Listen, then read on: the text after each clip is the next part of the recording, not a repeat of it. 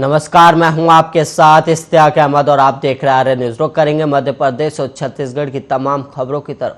मध्य प्रदेश की राजधानी भोपाल का तापमान मौसम के साथ साथ विधानसभा के बजट सत्र के दौरान भी बढ़ता हुआ दिखाई दे रहा है। सोमवार को विधानसभा के बजट सत्र के छठे दिन की कार्रवाई खत्म होते होते मुख्यमंत्री ने किसानों और बिजली उपभोक्ताओं से जुड़ी हुई कई महत्वपूर्ण घोषणाएं की और इस दौरान उन्होंने अपनी दूरगामी तैयारी को स्पष्ट कर दिया है कि मध्य प्रदेश की राजधानी भोपाल का तापमान मौसम के साथ साथ विधानसभा के बजट सत्र के दौरान भी बढ़ता हुआ दिखाई दिया।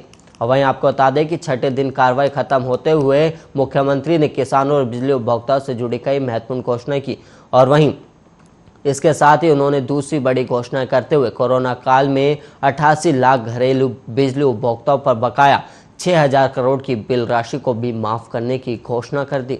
और अपने ही अंदाज में मुख्यमंत्री शिवराज सिंह चौहान ने समाधान योजना के अंतर्गत उपभोक्ताओं द्वारा जमा किए गए 189 करोड़ रुपए की राशि का उल्लेख भी किया और उन्होंने कहा कि राशि जमा करने वाले उपभोक्ताओं ठगे हुए महसूस करें तो मैं आज ही फैसला लेता हूं, उनकी राशि को आगे वाले बिजली के बिलों में समायोजित कर दिया जाएगा, जिससे उनका बहुत बोझ दूर हो जाएगा।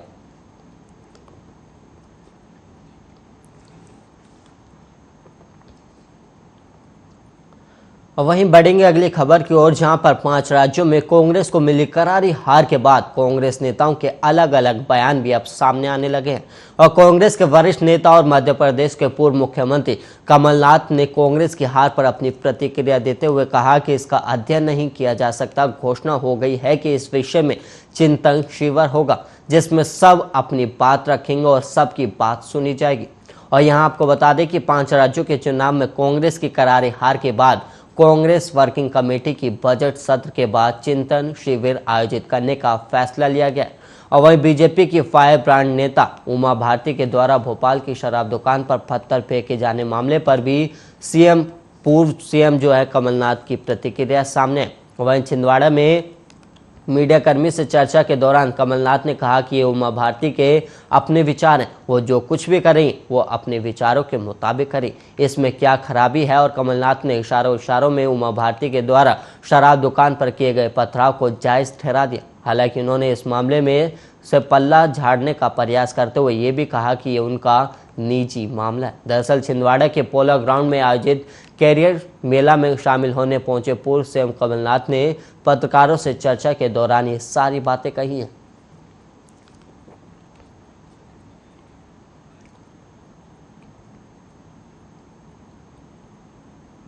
और वहीं बिलाईगढ़ से एक खबर सामने आई, जहां पर शराब तस्कर पर थाना सरसेवा पुलिस की बड़ी कार्रवाई। राज्य मध्य प्रदेश में अंग्रेजी शराब और वहीं बिलाईगढ़ से इस वक्त की बड़ी खबर सामने आ रही है, जहां पर कार्रवाई की गई है पुलिस से और ये बड़ी कार्रवाई की। और वहीं आपको बता दें कि राज्य मध्य प्रदेश में अंग्रेजी शराब जब्त की सूचना सामने है। इस वक्त की बड़ी और अहम खबर, जहां पर शराब तस्करों पर पुलिस की कार्रवाई देखी जा रही है। और वहीं आपको बता दें कि अंग्रेजी शराब बरामद की गई है और वहीं अपने मकान में अवैध रूप से रखकर बिक्री करने वाला आरोपी पुलिस के हत्थे चढ़ा है। और वहीं आपको बता दें कि होली के चलते आरोपी ने इतनी मात्रा में शराब रखी हुई थी और आरोपी के कब्जे से करीब पुलिस ने 100 पेटी अंग्रेजी गोवा शराब पकड़ी। और इसके अलावा आपको बता दें कि कुल 5,045 पौवे जिनकी कीमत लगभग 6,55,850 रुपये आंकी गई है। और वहीं आरोपी का नाम ओम प्रकाश साहू बताया गया। इस वक्त की बड़ी और अहम खबर बिलाईगढ़ से, जहां पर पुलिस की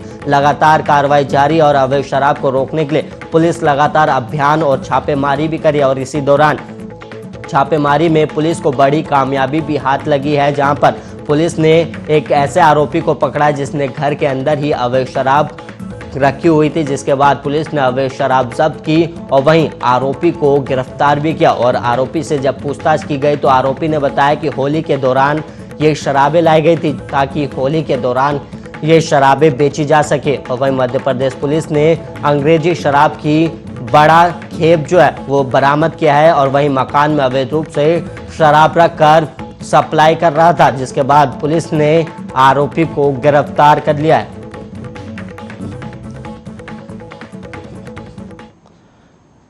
और वहीं अब खबर छत्तीसगढ़ से है, जहां पर छत्तीसगढ़ के बीजेपी की प्रदेश प्रभारी डी पुरंदेश्वरी महीने भर के अंतराल में दूसरी बार बस्तर के दौरे पर पहुंची और वहीं सोमवार को 4 दिवसीय दौरे पर बस्तर पहुंची प्रदेश प्रभारी का बीजेपी के स्थानीय बड़े नेताओं ने एयरपोर्ट पर स्वागत भी किया।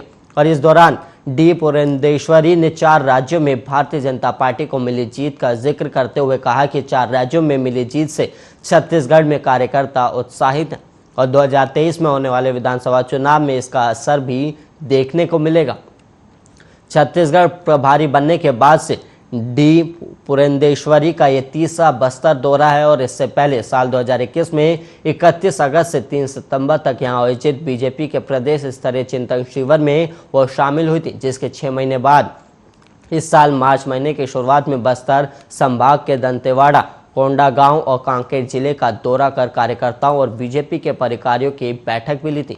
और वहीं सोमवार को 4 दिवसीय बस्तर प्रवास पहुंची पुरंदेश्वरी सुकमा जिले के लिए रवाना हो गई। वहीं 15 मार्च यानी कि आज को जगदलपुर के बीजेपी कार्यालय में नारायणपुर विधानसभा सहित बस्तर जिले के 3 बस्तर, जगदलपुर, चित्रकोट विधानसभा के पदाधिकारियों की बैठक अलग अलग लेंगी। और वहीं 16 मार्च को बीजापुर जिले के कार्य समिति बैठक में डी पुरंदेश्वरी हिस्सा लेंगी और वहीं इस विधानसभा वोर बैठक को काफी महत्वपूर्ण भी माना गया। और वहीं बताया जा रहा है कि इस बैठक में कार्यकर्ताओं में चुनावी बिगुल फूंकने के साथ संगठन में बीजेपी के कार्यकर्ताओं और नेताओं के बीच चल रहे मतभेद को भी दूर करने का प्रयास प्रदेश प्रभारी द्वारा किया जाएगा।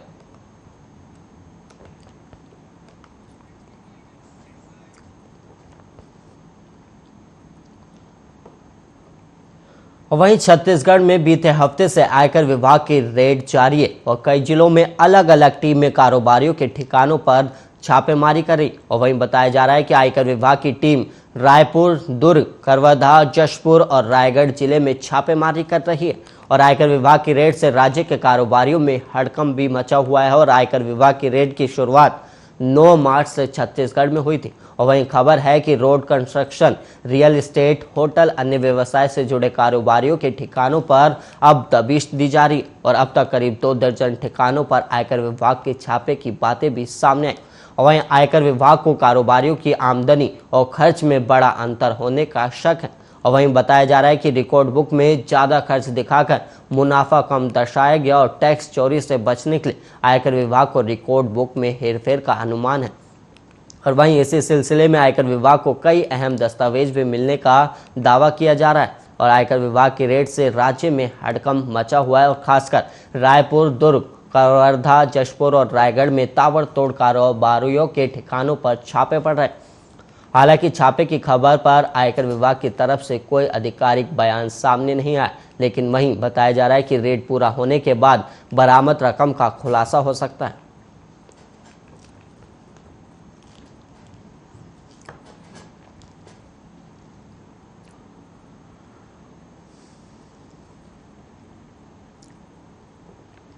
और वहीं छत्तीसगढ़ विधानसभा में राज्य के मुख्य विपक्षी दल भारतीय जनता पार्टी ने आरोप लगाया है कि सत्ताधारी दल कांग्रेस नहीं चाहती कि राज्य के लोग द कश्मीर फाइल्स फिल्म देखें। और वहीं विधानसभा में सोमवार को बीजेपी के वरिष्ठ विधायक और पूर्व मंत्री बृजमोहन अग्रवाल ने शून्यकाल में इस मुद्दे को भी उठाया और कहा कि राज्य सरकार सिनेमाघर मालिकों से ये सुनिश्चित करने के लिए कह रही है कि लोग बड़ी संख्या में फिल्म ना देख सके।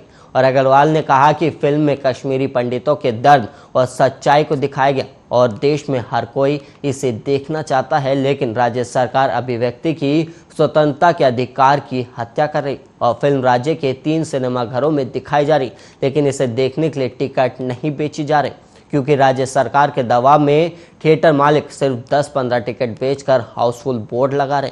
और वहीं अग्रवाल ने आरोप लगाया कि सरकार नहीं चाहती कि लोग फिल्म देखें, जो दुर्भाग्यपूर्ण है। और बाद में विधानसभा परिसर में संवाददाताओं से बातचीत के दौरान अग्रवाल ने कहा कि कई राज्यों ने फिल्म को मनोरंजन कर से छूट प्रदान की है और उन्होंने मांग की कि छत्तीसगढ़ में भी ये फिल्म मनोरंजन कर से यानी कि टैक्स फ्री हो और उनकी पार्टी के नेता पार्टी कार्यकर्ताओं के साथ फिल्म देखेंगे। और अग्रवाल के आरोपों का खंडन करते हुए कांग्रेस ने कहा है कि बीजेपी फिल्म पर राजनीति करने की कोशिश करी। और प्रदेश कांग्रेस प्रवक्ता धनंजय सिंह ठाकुर ने एक बयान में कहा कि बीजेपी के लिए हिंदुत्व और हिंदू सिर्फ राजनीति का विषय और ये हिंदुत्व के नाम पर सिर्फ हिंदू मतों के ध्रुवीकरण की राजनीति करती। और ठाकुर ने कहा कि कश्मीर फाइल्स फिल्म के कथानायक के बारे में बीजेपी जिस प्रकार का आचरण कर रहे हैं उससे भी यही स्पष्ट हो रहा है कि बीजेपी कश्मीरी पंडितों के ऊपर हुए अत्याचारों का राजनीतिकरण करना चाह रहे हैं और उनकी पीड़ा से बीजेपी को कोई मतलब नहीं है।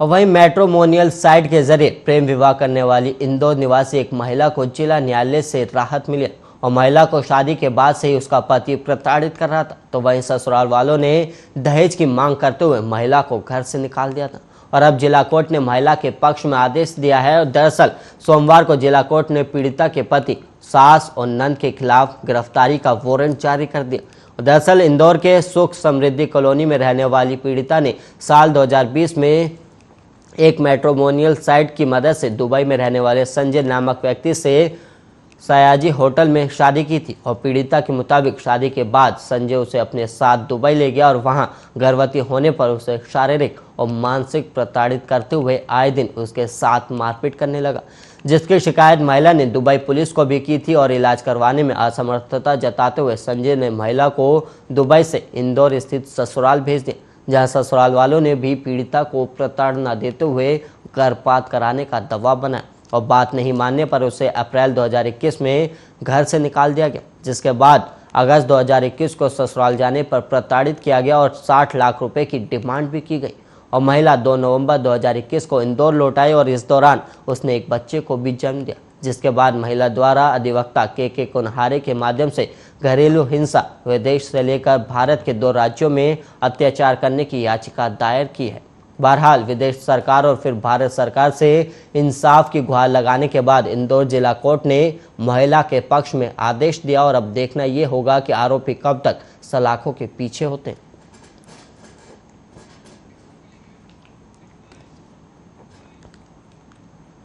और वहीं छत्तीसगढ़ की सरगुजा पुलिस को हत्या के मामले में बड़ी सफलता मिली। दरअसल अंबिकापुर कोतवाली थाना क्षेत्र अंतर्गत गर्दनपात के नाले से पुलिस टीम ने 21 जून 2021 को एक युवक को कई टुकड़े में शव बरामद किया था, वहीं लेकिन सिर की बरामदगी नहीं हो सकी थी। हालांकि पुलिस टीम ने करीब 9 महीने की कड़ी मशक्कत के बाद अंधे कत्ल की गुत्थी को सुलझा लिया है और युवक की हत्या के आरोप में पुलिस ने मृतक की पत्नी और उसके प्रेमी को गिरफ्तार किया है। सरगुजा पुलिस अधीक्षक ने इस अंधे कत्ल की गुत्थी को सुलझाने का श्रेय एएसआई भूपेश सिंह और उनकी टीम को दिया। पुलिस के अनुसार जनपद पारा निवासी राजेश जायसवाल की हत्या उसकी पत्नी सुनीता जायसवाल और उसके प्रेमी बैजनाथ जायसवाल ने मिलकर की थी और वहीं आरोपियों ने पहले रोड से हमला कर राजेश जायसवाल को मौत के घाट उतारा था और वहीं मृतक की पहचान छिपाने के लिए धारदार हथियार से दोनों आरोपियों ने मिलकर पहले शव के कई टुकड़े किए और इसके बाद उन टुकड़ों को गर्दनपात स्थित नाले में फेंक दिया था और दोनों आरोपी ने सिर को शंकर घाट नदी में ठिकाना लगाया था, जो अब तक बरामद नहीं हो सका। और वहीं अंबिकापुर कोतवाली पुलिस ने दोनों आरोपियों के खिलाफ कार्रवाई करते हुए उन्हें न्यायिक रिमांड में भेज दिया। वहीं सरगुजा पुलिस अधीक्षक अमित तुकाराम कामले ने इस अंधे कत्ल की गुत्थी को सुलझाने के लिए एएसआई भूपेश सिंह और उनकी टीम को 5,000 रुपये नगद इनाम से भी नवाजा है।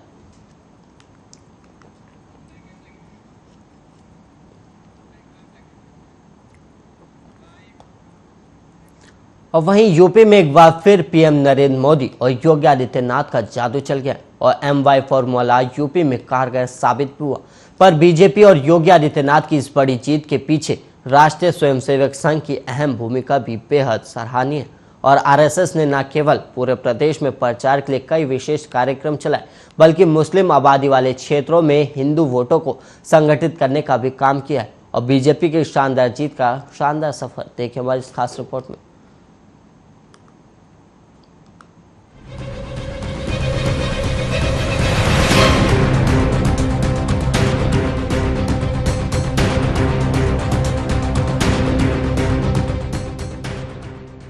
भारत में चुनाव किसी उत्सव से कम नहीं होते। सभी पार्टियां जोश और खरोश के साथ मैदान में नजर आती हैं और रैलियों में कई जुमले और तंज सुनने को मिलते हैं, पर मेहनत देखने लायक होती है। सियासी पहलू और जनता का रुझान ये तय करता है कि सत्ता किसके पास रहेगी। विधानसभा चुनाव 2022 में बीजेपी की बम्पर जीत के पीछे भी कई पहलू माने जा रहे हैं। आपको बता दें कि राष्ट्रीय स्वयंसेवक संघ ने जनवरी से ही सभी संगठनों को चुनाव की जिम्मेदारी सौंप दी थी। पदाधिकारियों को ये साफ हिदायत दी गई थी कि सभी आपसी मनमुटाव छोड़कर मैदान में उतर जाएं और योगी सरकार के कामों को जनता तक पहुंचाने के लिए कई प्लान्स तैयार किए गए। उत्तर प्रदेश कई मुद्दों को ध्यान में रखकर वोट करने की अपील भी की गई।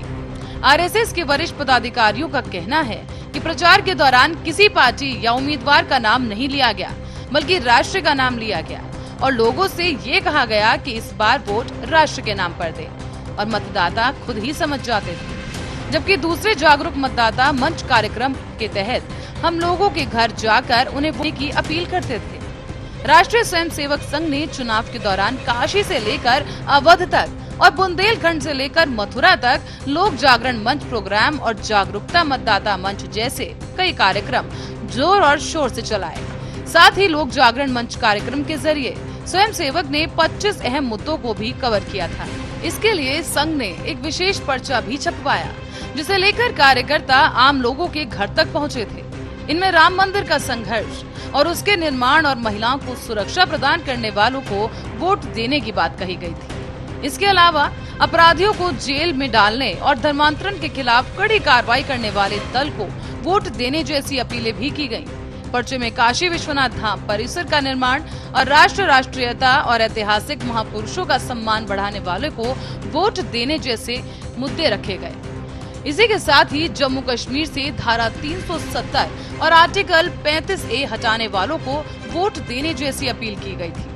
आरएसएस ने न सिर्फ वोट अपील की, बल्कि ये भी सुनिश्चित करने की कोशिश की कि लोग वोट जरूर करें। यही कारण है कि एक कार्यक्रम के तहत मतदाताओं को वोट जल्द करने के साथ साथ वोट करने का तरीका भी सिखाया गया। इस दौरान संघ के मुख्य तौर पर राष्ट्रवाद से जुड़े मुद्दों पर लोगों को वोट करने के लिए मनाता रहा। इस बार कोरोना काल और लोगों के लाइफस्टाइल को समझते हुए डिजिटल प्रचार पर भी विशेष जोर दिया गया और संघ ने 2022 के विधानसभा चुनावों में अपना डिजिटल प्रचार प्रसार बढ़ा दिया और उन लोगों के व्हाट्सएप नंबर एकत्रित किए गए जिसने संघ का लगातार मिलना जुलना होता रहा। व्हाट्सएप ग्रुप के माध्यम से संघ ने लोगों से विचार साझा किए। कार्यक्रमों और वेबिनार के माध्यम से लोगों को एक साथ जोड़ा गया। तो वहीं आरएसएस ने अपने प्रचार और सरकार के कामों को सोशल मीडिया के जरिए अन्य लोगों तक भी सक्रियता के साथ पहुंचाया।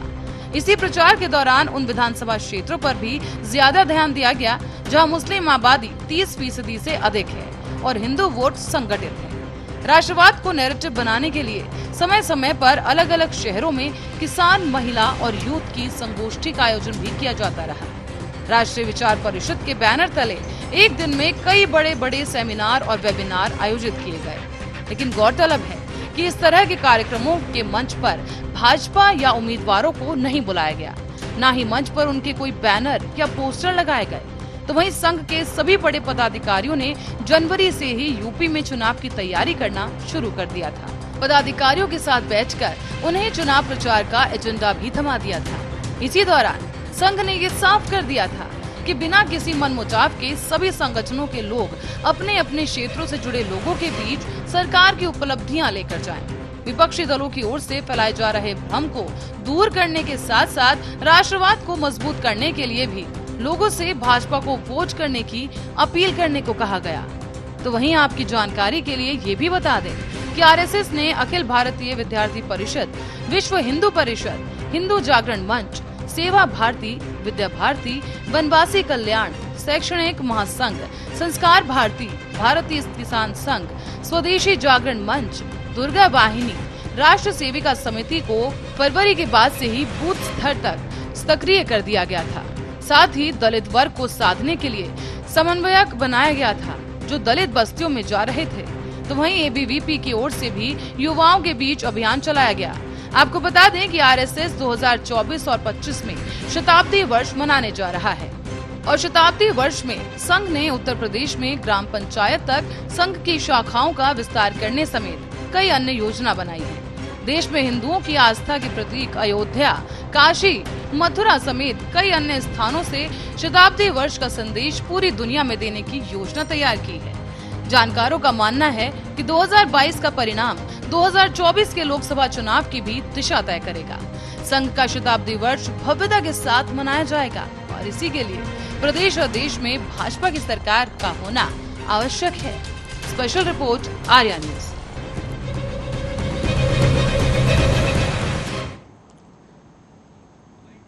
इसी के साथ इस रिपोर्ट में इतना ही। देश और दुनिया की तमाम खबरों के लिए आप बने रहिए आर्या न्यूज के साथ।